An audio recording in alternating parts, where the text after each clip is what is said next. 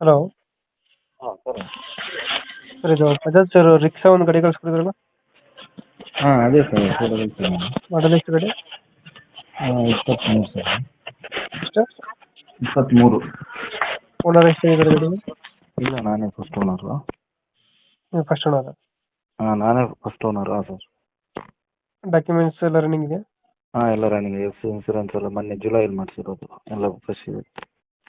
ಗಾಡಿ ರನ್ನಿಂಗ್ ಎಷ್ಟಾಗಿದೆ ಗಾಡಿ 90,000 ಕಿಲೋಮೀಟರ್ ಆಗಿದೆ. 90,000 ಇದೆಯಾ ಹ್ಞೂ. ಟೈರ್ ಕಂಡೀಷನ್ ಟೈರ್ ಕಂಡೀಷನ್ನು 75 ಇದೆ ಸರ್. ಫೋಟೋ ಕಳಿಸಿದ್ದೀನಿ ಅದರಲ್ಲಿ.